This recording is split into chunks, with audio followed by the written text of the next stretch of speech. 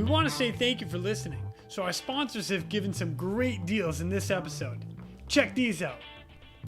This episode of the Real ResQ podcast is brought to you by Breeze Eastern, the world's only dedicated helicopter hoist and winch provider. ASTerisk, because when lives are at stake and conditions are challenging, clear communication is of the utmost importance. And SR3 Rescue Concepts, because you don't know what you don't know. Breeze Eastern, they dedicate themselves to our helicopter rescue world. Since the very first helicopter rescue in November of 1945, Breeze Eastern has designed and manufactured superior rescue hoist solutions. While much of the technology and the unique mission requirements have changed over the past 75 years, their commitment to the rescuers, the operators, and those being rescued has not. Contact them today by visiting them at breeze-eastern.com. The ASTerisk PNG wireless ICS system can bring cutting-edge wireless intercommunication system technology to any aircraft.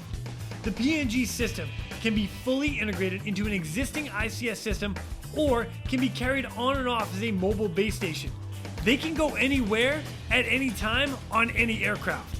Plus, with the strongest and most robust waterproofed handheld in the market, this system can take a hit and keep working. Their wireless intercom systems are designed to enhance situational awareness through improved communication capability. This system brings superior noise canceling technology to eliminate rotor wash and engine noise from your ICS. The ASTerisk PNG wireless system is currently deployed in more than 1,800 public safety, air ambulance, and search and rescue aircrafts worldwide. I have personally used the ASTerisk system in 4 different countries and on 5 different airframes. It is awesome. If you want more information, contact them today at ASTerisk.com. That's AXNES.com. You just make sure you tell them Quinny sent me. And SR3 ResQ Concepts is a training company that can help with your helicopter training, a standardization and safety check, or maybe just an audit or an FAA refresher. They are here to bring your agency up to date with the most current techniques, rules, regulations, and equipment. The training staff is awesome. With a certified flight instructor pilots, experienced crew members, which I am happy to say that I am one of them, they offer training in rescue, medical, tactical, firefighting, ground operations, and night vision goggle use. SR3 is also partnered with Petzl to assist with personal protective equipment and the highly specific Lazard. SR3 also goes beyond the helicopter world as they provide high-angle rescue training and tactical medicine training. Contact them today at sr3rescueconcepts.com or over on Instagram at SR3_rescue.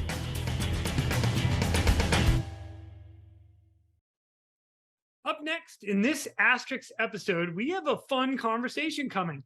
So we get a little history lesson in the U.S. Navy and one of their mission profiles that they actually had to create and do.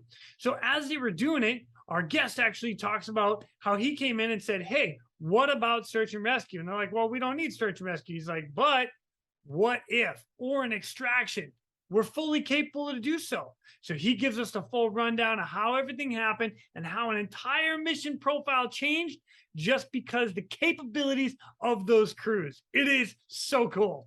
So please welcome our next guest, United States Navy rescue swimmer, Mr. Bill Moss, aka Red Dogg.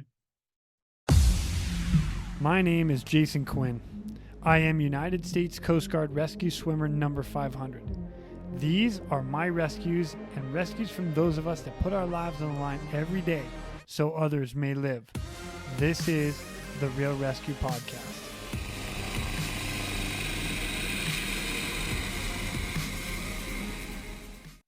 Ladies and gentlemen, welcome back to the Real ResQ podcast. Today, we've got a guest who's coming back to us. He was in episode 77. We know him as Red Dogg. What's up, Red Dogg? How are you, buddy? I'm good, brother. How are you this morning? Man, Or I guess it's this afternoon at your house, isn't it? you know what it is, but you know what? I am fantastic today. Thank you for joining me this morning. You and I are going to do an Asterix episode because we're going to get into a little history here. And the greatest part about this is initially you didn't want to do this because it didn't have to do with search and rescue, which then turned into search and rescue. And you're going to give us all this detail about how it happens. And I'm excited because it's the Helicopter Combat Squadron 5, right? Detachment 6. Right. So HC5 Det 6, right? Right. That's correct. Awesome. That's correct. So the greatest part about this is, and everybody knows, I was not a Navy guy. So I don't really actually know any part of this, which is exciting for me, just so you know. Yeah. You're close enough, brother. Man, puddle jumper. I don't go past my knees. Come on, Red Dogg. What they say, you got to be tall, right? That's right. Oh man. All right, Red Dogg, if you don't mind, just give us a little rundown. Like what are we getting ourselves into with this one? Well, you know, I could just shoot from the hip on that, and just what I want you to, what I'm trying to tell you is that the formation of Det 6 was something that came about from Admiral somebody up in Westpac, Compare Westpac, or over in Hawaii. And we had human intelligence on a ship that was mining the Straits of Hormuz. This is 1985. And that caused some concern. Internationally, it caused concern because that was the main oil route through the Hormuz and the North Arabian Sea, etc. So the determination was made that they needed somebody to take SEALs out to the ship and get it. Okay. And at that point in time, they really didn't have anybody in Westpac that would do it. Now they did have HC9 here in San Diego, and they had HC4 over on Norfolk. And those guys, that's what they did.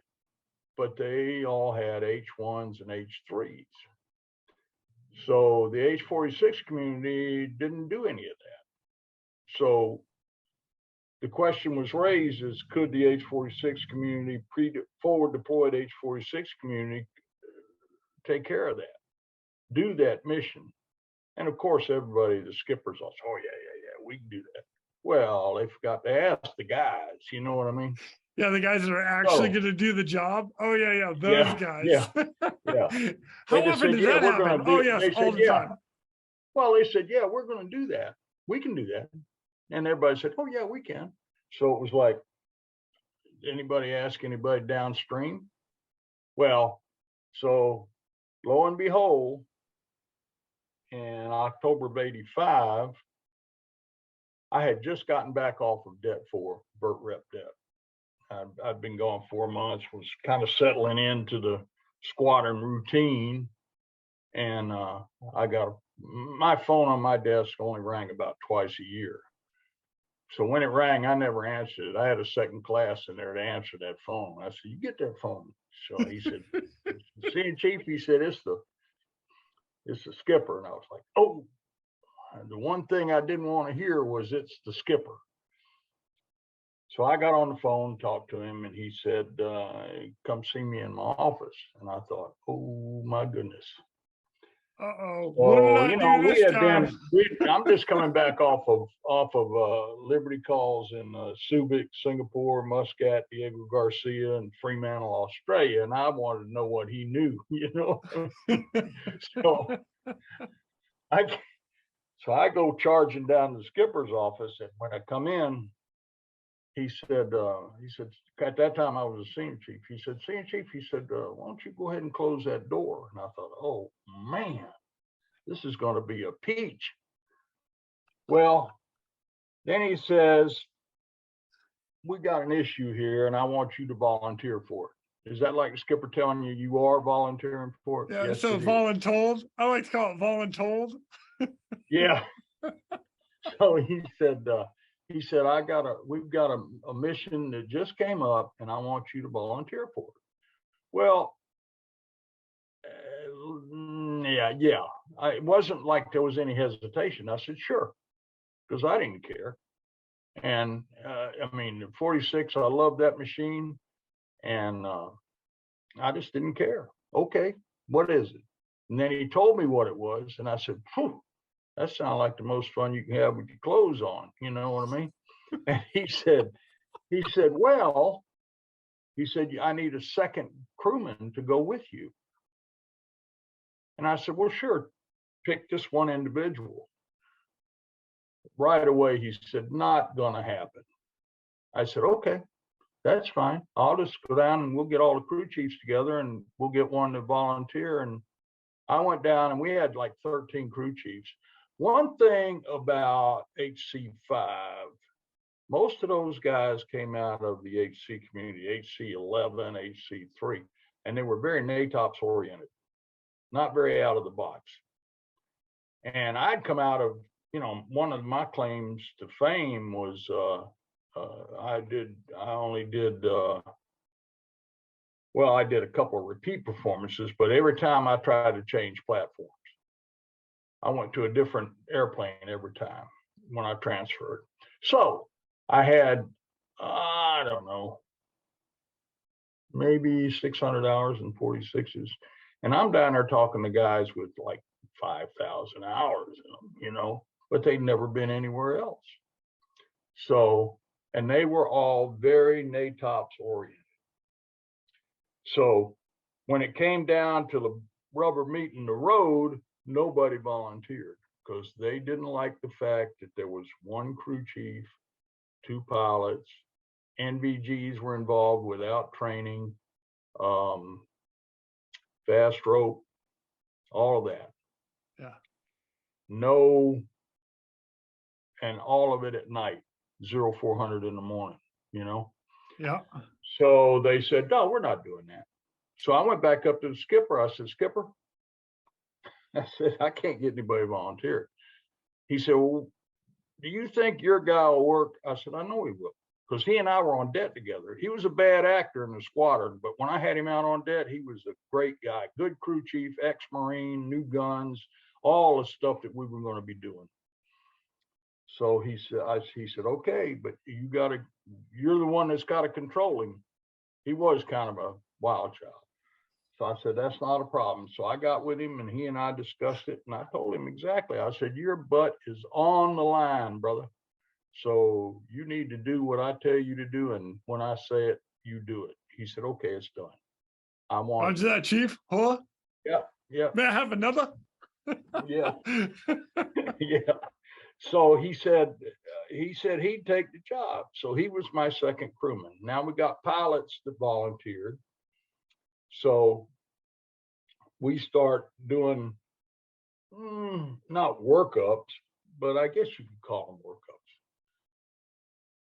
We did a lot of night flying initially, just the crews. And then we got the NVGs. Well, the night vision goggles we got were the old PBS 5s. They weighed about 4 pounds. You put them on, and in about a half an hour, you had a diamond cutter of a headache, Yep. Oh, yeah. And what I did for my guys, we just took lead.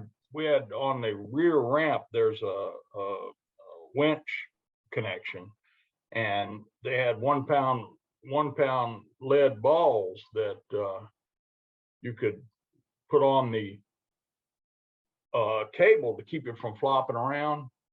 Yeah. And I just split one of them and Velcroed it to the back of my helmet, carried around my helmet bag. So when it was time to put the NVGs on, I'd stick the lead half a ball each on my helmet, and that would kind of hold my head up enough to.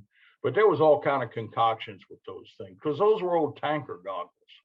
Yeah. And they were, man, like I said, they were heavy. Anyway, it's amazing that the intelligence we were getting was so strong that they felt like this had to be a hurry up.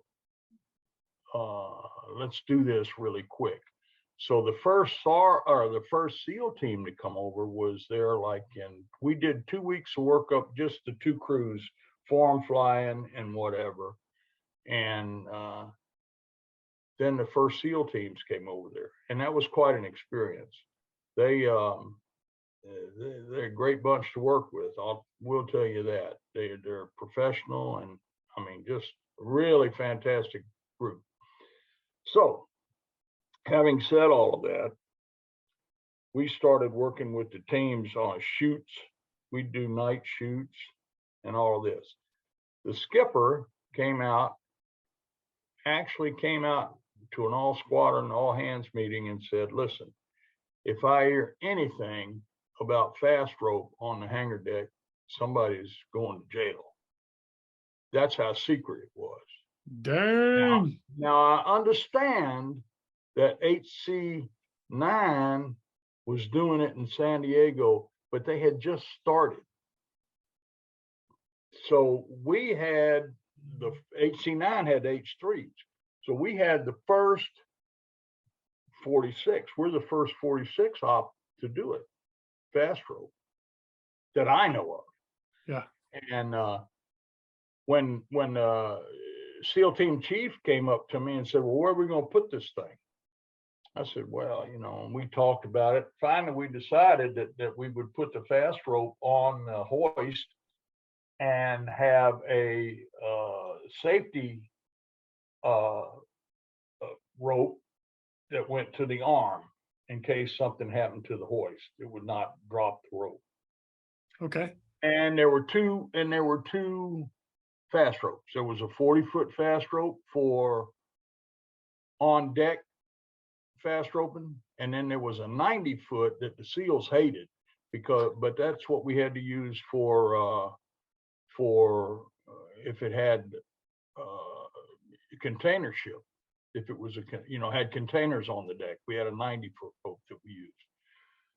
Anyway,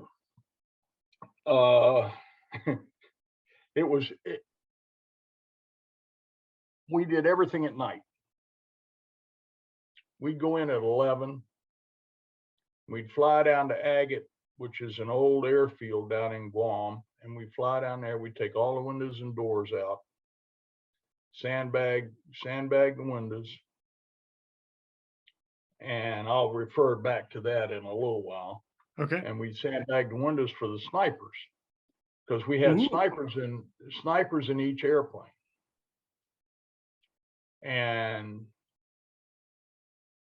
the command and control airplane had the squad leader and 2 snipers, and they had 40 Mike hand grenades.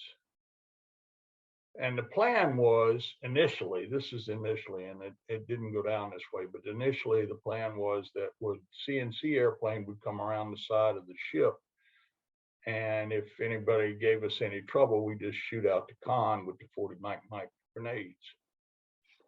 And that was the plan.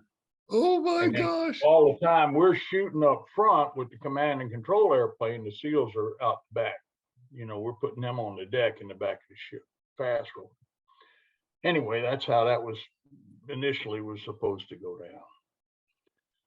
So we took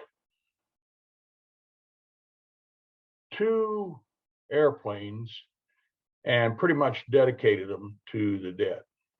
So we were there, but every time we would fly it, we'd have to do we'd police brass and put all the doors back on, the windows back in, everything, and take them back to the squadron like nothing had happened.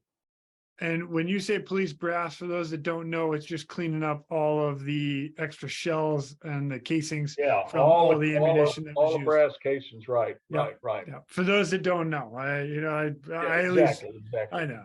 We police up the brass in the airplane, throw that all out in the woods, and then take it back to the squadron. Well, of course, you know, the night crew, they were all like, "What are you guys doing?" Because, man, I can't tell you. If I tell you, got to kill you, you know. And and they're like, "What are you doing?" So finally, I had this maintenance material control officer, I think he was, comes up to me one day, and he has a Ziploc bag with about 5 empty casings in it, brass casings, and he dropped them on my desk. And see, he was so mad because he didn't know what we were doing with his airplanes. As the skipper said, nobody knows. So he dropped them, and I just looked at him, and I didn't like him. He didn't like me, and it's been that way ever since. But I looked at him. When that happens. I picked up that bag of brass, and I walked down to the skipper's office. I walked to the skipper. I said, "Skipper, Mr. I won't say his name," said he wanted to know where these came from, and I dropped the brass on the skipper's desk. Skipper said, "See, Chief, will you excuse us?" And I left. We didn't hear anything else about it, I'll tell you that. Oh, when you got the skipper on your side, that's all good. And that's how secretive it was. It was, wow. You know, you guys throw covert and black op and all that around, you know, and those are just words. But when it really is covert and it really is a black op, it really is. And people don't know what you're doing, and they all want to know, and you can't tell them. So we did one or two fast rope evolutions on Guam with each team that came through. I took care of team 1, 3, and 5, and so with each team that came through, we did a fast rope evolution in the daytime so that they get used to the op. And we did it just like we were going to do it on the boat, you know, but we did the approach into the airport, not the airport, but the old runway. Yeah. And then after about 2 weeks, the team would depart, and we'd still continue to do night vision goggle training and all that, you know, keeping up to date. And then after about 2 weeks, we'd go down to Subic, and that was where we would do the major gun shoots and all of that. And we'd take 2 airplanes out of whatever detachment was coming through there. And there's another thing. We had an issue, and I won't say what squadron it was, but it was a 46 squadron from the West Coast. And how this whole thing was supposed to work, they would identify the ship. The name of the ship was the Iran Ajar.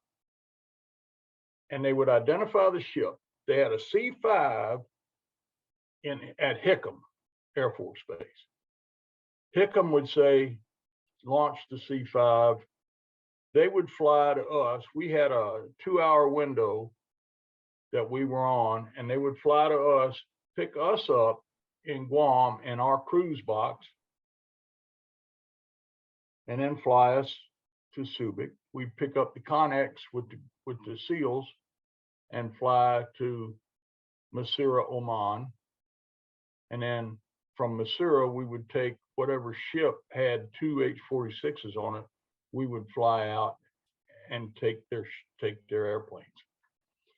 Well, we did a practice run in Subic with a squadron from the West Coast. And I knew the maintenance chief.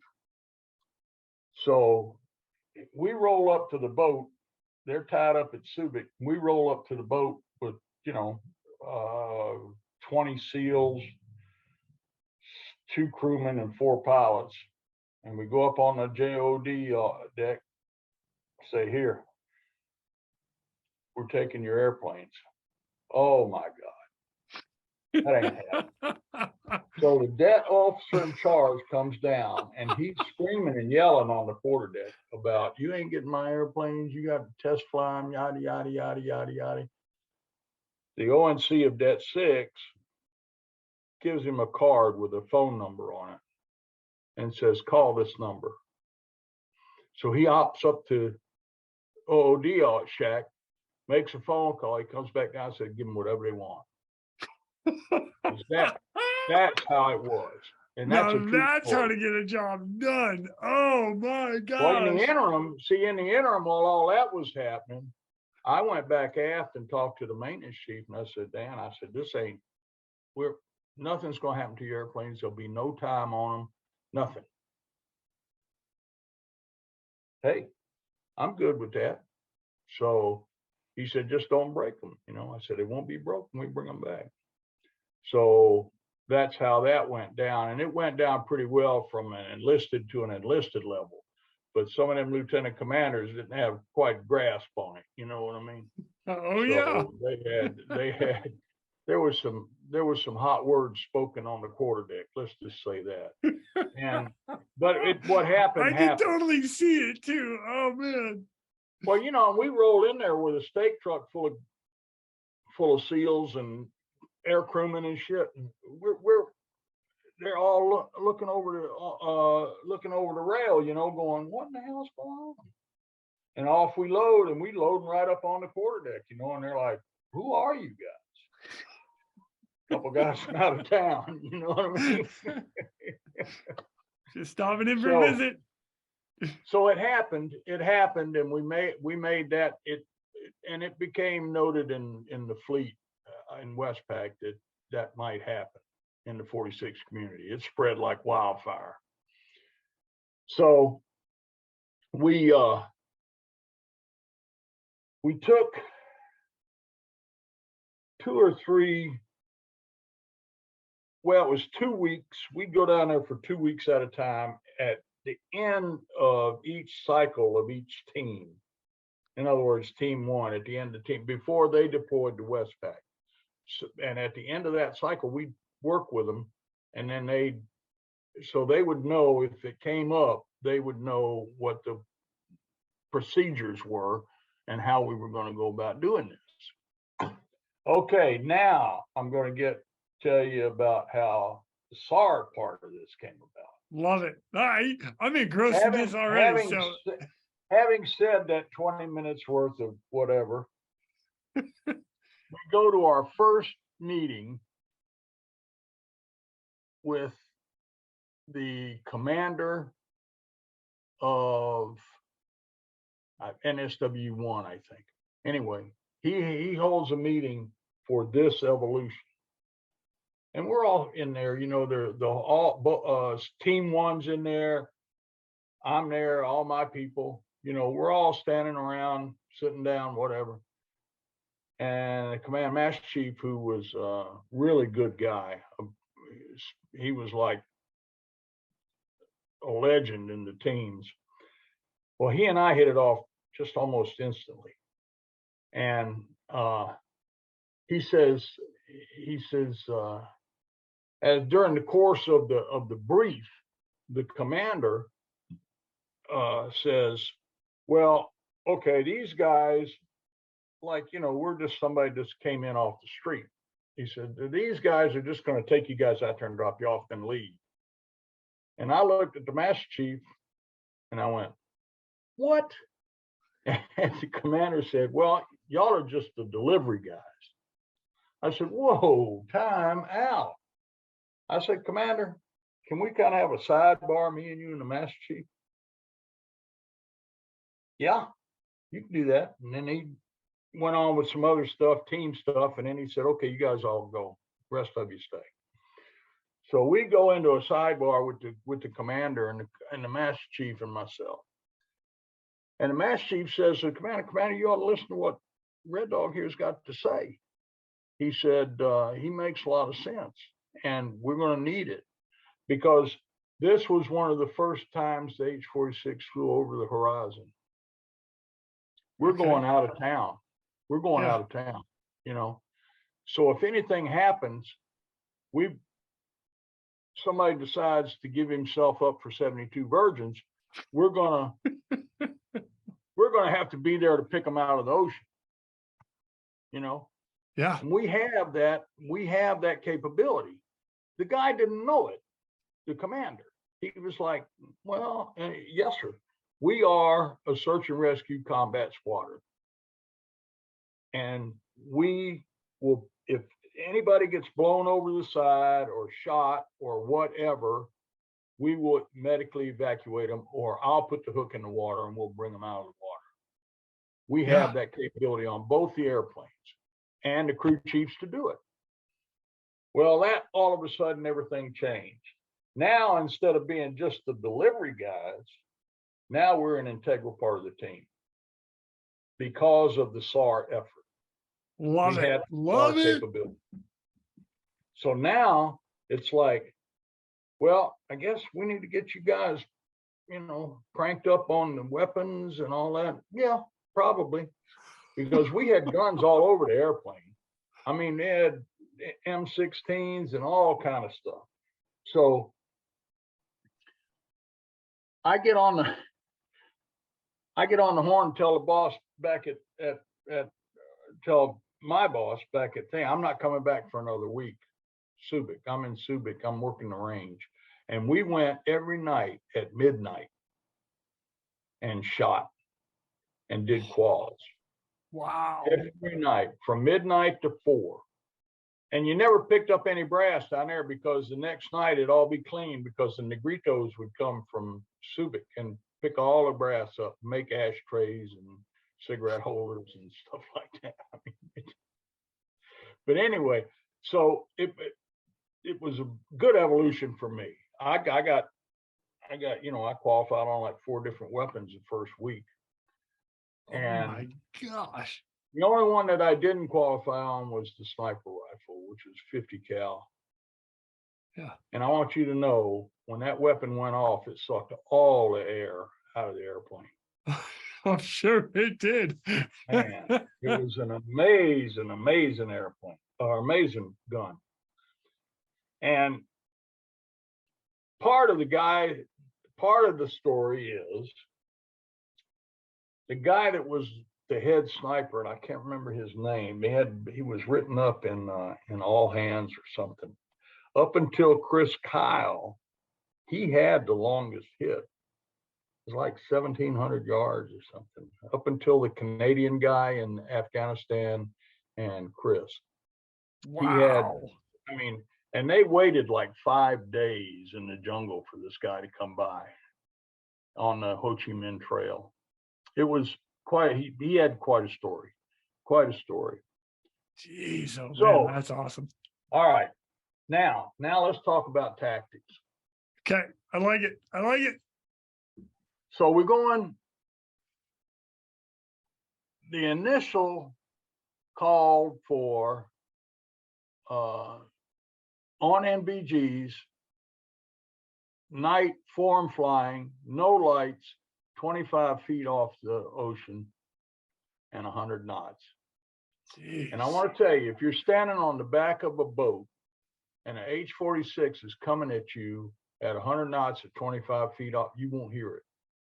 As loud as that airplane is, you can't hear it. Once it pops up, then you get the whop, whop, whop. But if it's just coming at you, you cannot hear it. My skipper, oh, that's BS. No, skipper, come on down. Because we had a bunch of MSC boats. Well, we had 2 that we were working with down in Philippines. And I took him out on the boat one night, and he was amazed, because we're standing there talking. Next thing you know, whop, whop, whop, whop, whop, and the boys were over the top. They were up over the neck. Skipper was like, okay, Red Dogg, I got you, you know. But anyway, it was really, really quite an experience. So part of that form flying, especially without lights, was kind of freaky. You know, everybody was like, well, how are we going to do this? How are we going to do this? So we had a meeting, just a regular briefing. And I said, well, you know, the winch on the ramp overhead has a hook. There's a riveted hook up there where the winch mounts when you're working off the tail. Why don't we put a chem light there and a chem light on each side of the ramp to give a triangle? Could you work with that?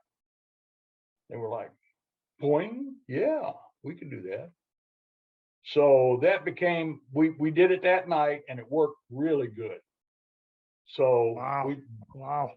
chem lights became a part of the pack out, you know. Something so simple. It's just, yeah, well, and you know, you can't see it from the front. right. That's the thing. It's all in the back. So the night watchman on the ship, he's not going to see anything. Yeah. And all he's going to hear is the 12 SEALs hitting the deck, you know, after they shot him. But so we worked on that form flying for a while. It was quite something. We have to adjust. See, we didn't have any training on the NVGs. We didn't have what they call a blue cockpit. So what we had to do was turn the lights all the way down, or almost all the way down on the dash. And then the pilot, his head was outside the cockpit all the time, meaning he wasn't looking at gauges or anything. He was flying the airplane. Right. And the co-pilot would adjust one eye to read the gauges and the other eye to look outside. Crazy. It was crazy. And it worked. Of course, after about, you just couldn't put them on and ride around with them all night, you know, because it just kill you. Your headache, terrible. So, but another good thing about it is once you got the vectors to the ship, at about 5 to 6 miles, you could pick up the bioluminescence. You could pick up the wake of the boat. Oh, yeah. And it was like an arrow, you know, you just flew right up the wake, man. At 25 feet. That's right, because everything's illuminated even more on goggles. Exactly. Like, wow, hey, look, I've got a light path. You know, it was like, wow, you know, that's the longest runway I've ever seen in my life. Yeah. So we learned a lot doing all of this because we were experimenting with it most of the time because hell, nobody had ever done it before. So we're putting 12 SEALs on the boat at about 20 knots, maybe, give or take. Well, what would happen is we would fly up the wake, and at maybe 100 feet back of the ship, we do a pop-up. We pop up to a 70-foot side flare and skid right across the only call that I made, I would stand in the door, and I got 12 SEALs behind me, the first one holding 40 foot of rope. The rest of them, testosterone so thick you couldn't cut it with an axe. And I would make one call. I'd look down once we slid over the deck sideways. We're at 70 knot side flare. We slide over the deck. I'd say, I've got the deck, and I'd step out of the way. The SEALs never looked down. The guy would throw the rope out and be on the rope, and they would be boom, boom, boom. I could put 12 SEALs on the deck in 12 seconds. Oh my gosh. What? And those guys had a combat complement on. You know, they had like extra 45, 50 pounds. Jeez, oh man. In 18 months, we had one accident, and we a guy broke his leg. But landed, I mean, that on the rope, or just a bad landing? Well, I hit the deck. He hit the deck, and a guy came down on top of him, and he broke his leg. So, hey, that's the way it. You know, that's the price you pay. But we were, everything we did was aimed. We kind of aimed it all at safety, but you had to work a little bit out of the box sometimes. You know what I'm saying? Oh yeah, yeah, absolutely. So the fast rope delivery of SEALs on a moving vessel was something that nobody had ever done before. And we were doing it every 2 weeks or whatever, you know, for 18 months.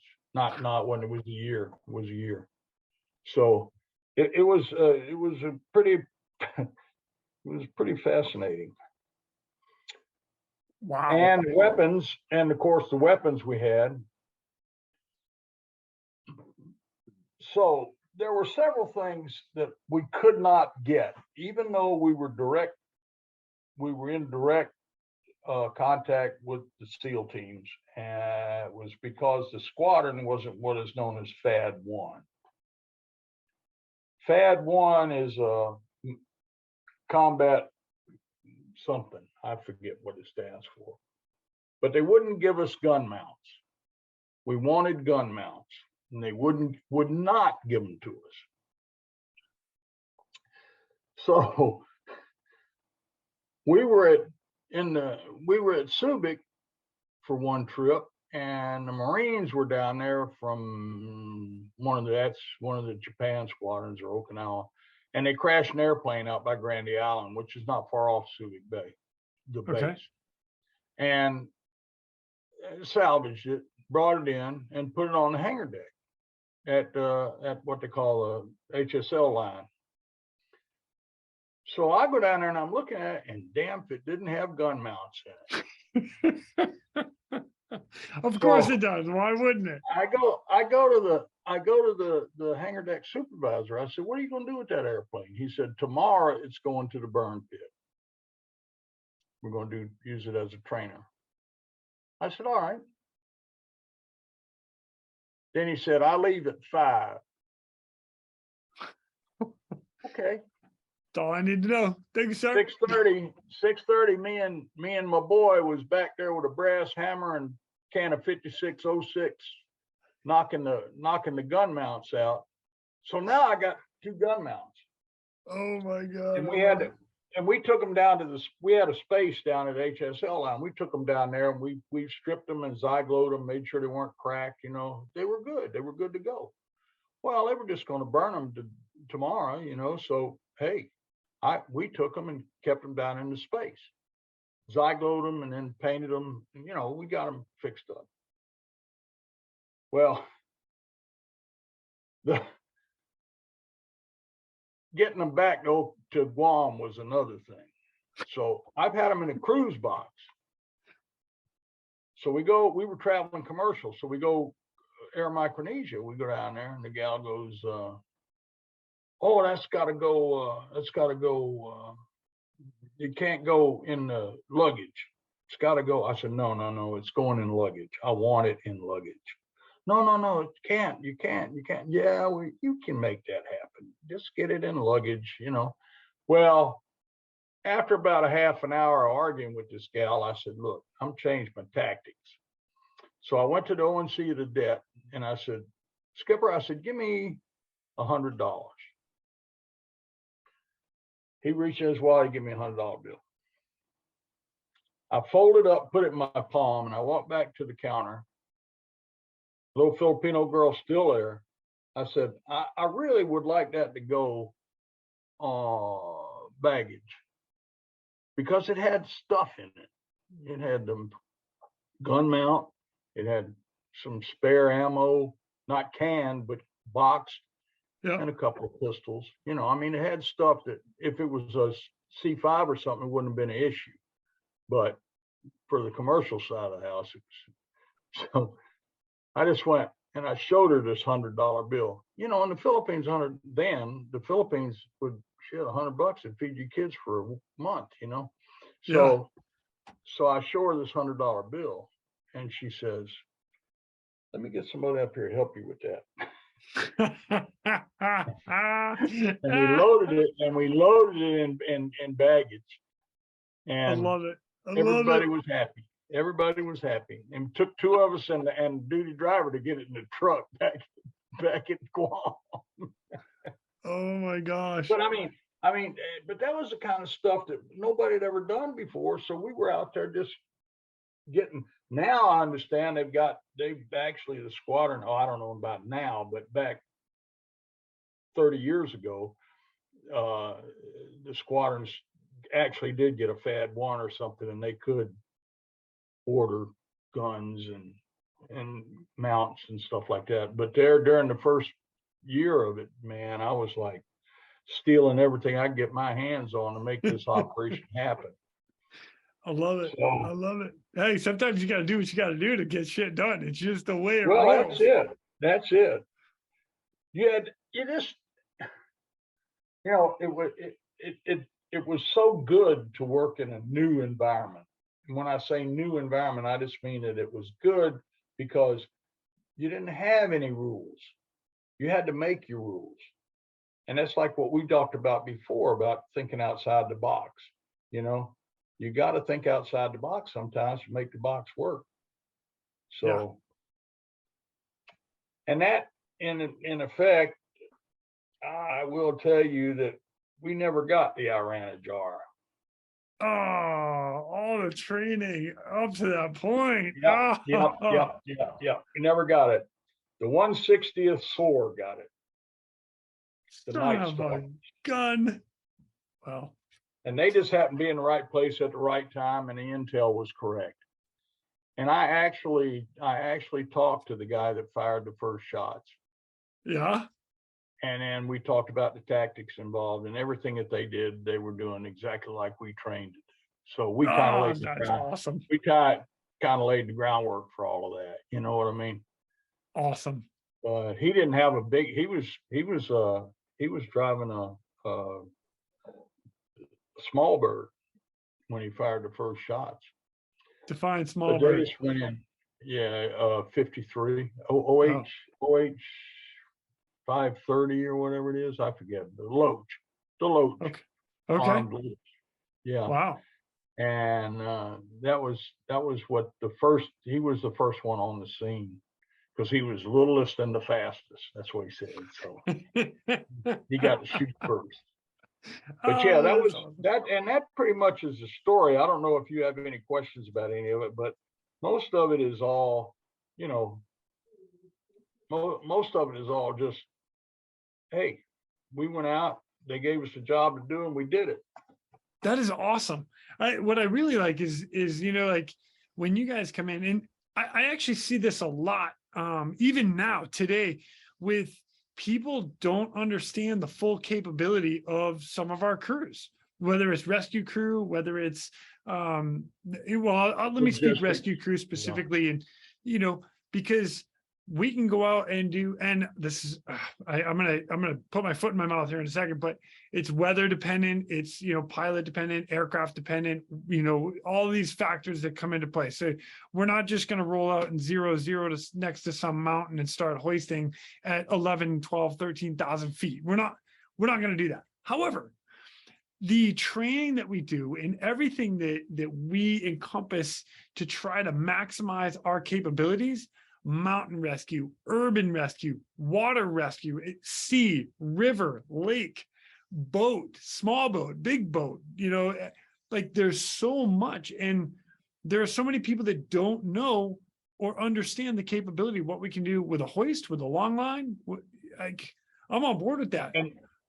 And you know, I don't know if you know it or not, but at one point, I don't know if they're still doing it, but at one point, if the sheriff's department called me, let's say, and said, hey, I got a guy up on Mount Whitney and we need to go, you guys need to go get him. And I'd say, well, you got to call Wright Pat.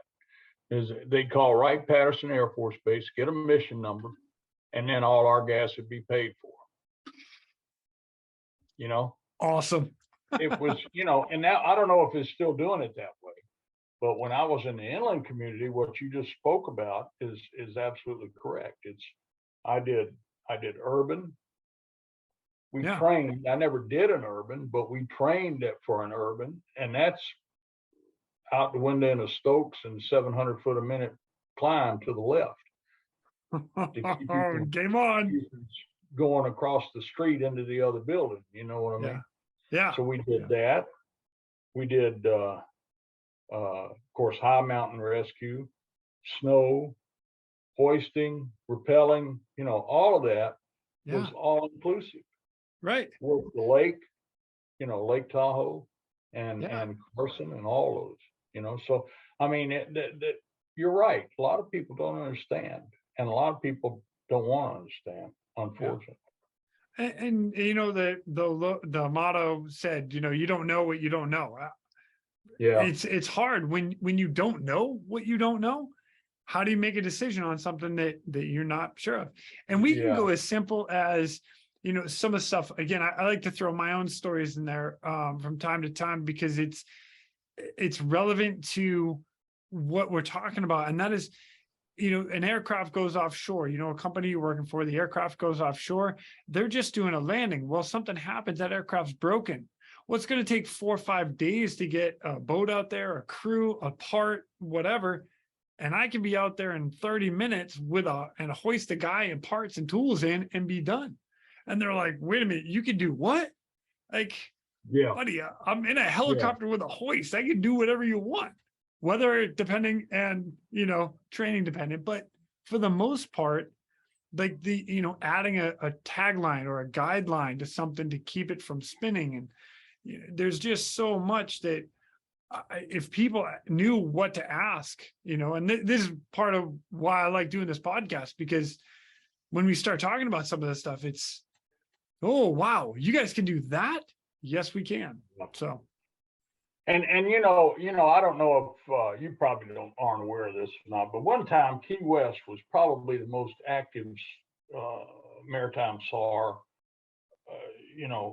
unit in the United States from the Navy side. I don't know about the coasties, but Key West, NAS Key West was probably the busiest SAR unit this is back in the 80s and 90s.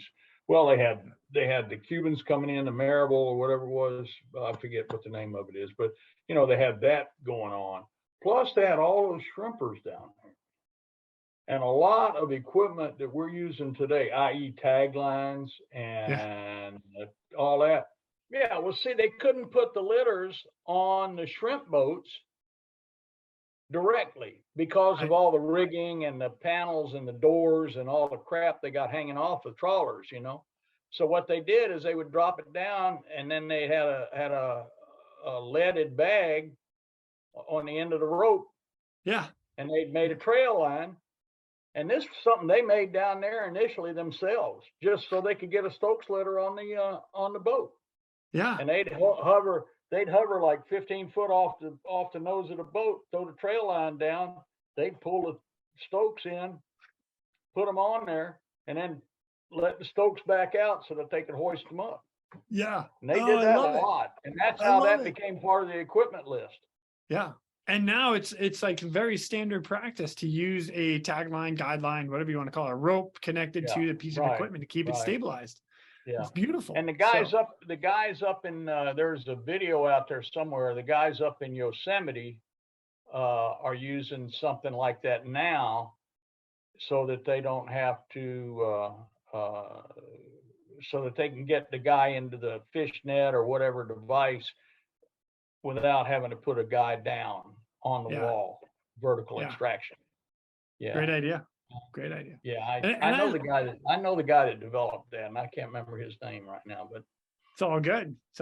But like you said, though, I mean, and to kind of tie this all together, even the guys in Lemoore, when they went up to that, 11,000, I think it was 11,000 feet, and they did a rappel in and then got hoisted out, and they're rolling as they're picking the people up, they're dropping down and left away from the mountain to get down in altitude. But the idea of, hey, we can fast rope guys in and be on the backup in case something happens to go in and rescue, like it changes the game. I know customs guys that they do both roles. So they're guys, you're either in the helicopter on weapons or you're the guy fast roping in, and then you've got backup right there to hoist people out. And I mean, you know what, we can throw. Yep, go ahead. Well, I said that was what changed our status with the teams, was the fact that, oh, you can do that? Okay. Yeah. Well, that's great. That gives us another aspect, and it made us actually more like part of the team and the unit versus just the delivery guys. Man, I love it. You know what? Let me throw one more in there too, because I like to own up to my own mistakes and stuff. So what happens when you get bad intel or something doesn't, and all of a sudden you're deploying guys to a ship and it's not the right ship? Now you got to get them off. So roll right back in, hoist everybody up, go back, get fuel, then turn around. And we had, on the 46s, we had the high-speed hoist. That thing would get 200 foot a minute, man. You could, Breeze made a good one with that one. Yeah, well done, Breeze Eastern. Speaking of that, that's funny. I actually put a job app in with Breeze about 30 years ago. You want me to call him? Tell him you need to get in there now. I'm done, man.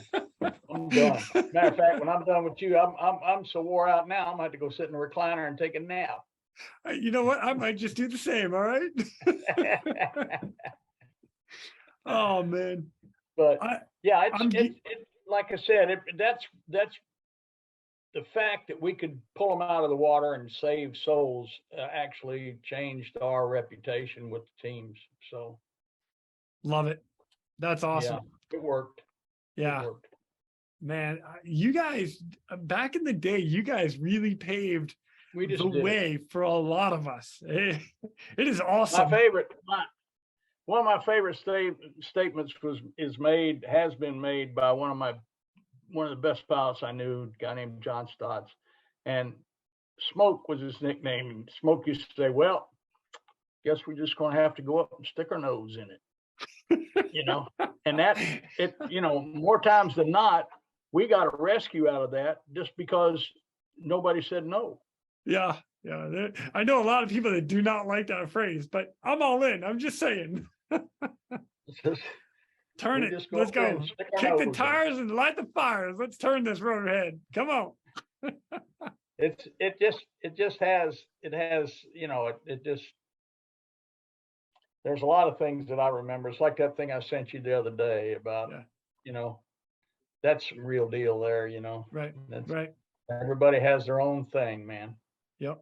Yep.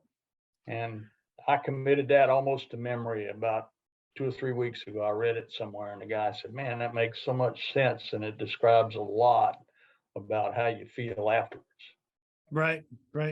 Yeah, this has to do with how different people handle PTSD and how it's, I read it, and a guy I know that's pretty smart, he came up with it, and it goes like this. Grieving is an odd thing. It's a process with discrete phases. It's different for all of us. It is a random sort of personalized hell. That, my friends, describes PTSD in probably its purest form. Absolutely. Yeah. So, and we all go through it just a little bit different. Yeah, everybody's got a different stroke, Yeah. And I, like I said, you and I have had the similar experiences, so I understand. Yes, sir. And it is. Yep. And you got the type A personalities that all SAR crewmen are, We ain't gonna tell nobody. Nope. Who's gonna tell? You know what? And the boys all looking up to you and shit. Yeah. You gotta tell them. Yeah. You gotta be that dude. You gotta be that guy. Yeah. Oh, I love it. I just go out and run 3 miles. Be done with it. Yeah, that's it. Right. But anyway, I'm just gonna go clear my head. Yeah. Get my mind right. Yep. Anyway, Red Dogg, this has been an absolute honor. Bro. I love it. And again, this has been an absolute pleasure to have you on. Again, I love the history lesson, the fact that we can bring this all together. Thank you for sharing with us. I'm glad it worked. Me too. I have to tell you, there's Det in the 46 community. Det 6 was kind of a lot of people didn't know what it was, so they made stuff up, and there was a lot of stuff going around. And I actually met at NHA this year. I met one of the ex-skippers, and he didn't even have the true story, so I had to send him the true story. Well, now we got to hear. I said, "Where did you get that from?" He said, "Well, I know." I said, "No. I was the guy, And he was like, "You were." Yes, sir. I'm the guy. He's the guy. I'm the guy. He's the guy. Yeah. Anyway, but that's all. I was just in while we were on break there. I was just in looking for that teaser on HC7. I'll send it to you if I find it. Okay, perfect. All right, love it. Red Dogg, thank you so much, my friend. It's been an absolute pleasure yet again. And I look forward to our continued conversation because I rather enjoy it every time we talk. All right. Well, I'm glad you do because I feel like I got something to offer. You know what I mean? love it. I love it. Cool. All right, brother. Until next time. Yes, sir. Have a And good with that, day. ladies, you too. Yeah. And with that, ladies and gentlemen, we And are aloha. out of here. Thank you for tuning in. We hope you enjoyed this episode of the Real ResQ podcast. Please take a minute to like, subscribe, and hit that share button. I'm pulling chocks and taking off. But before I go, if anyone out there has a rescue story they would be willing to share, I would be humbled and honored to have you on as a guest. Or if you have any questions about rescue or anything else we talk about here, send an email to jason@therealresq.com. That's Jason at TheRealResQ.com. You can also check us out on our web pages, therealresq.com, our Facebook page, and our Instagram page @TheRealResQ. Again, a special thank you to all of you staying on the watch today. Always remember, when that SAR alarm goes off, those in distress are praying for a miracle. They are going to get you. Until next time, fly safe and swim hard.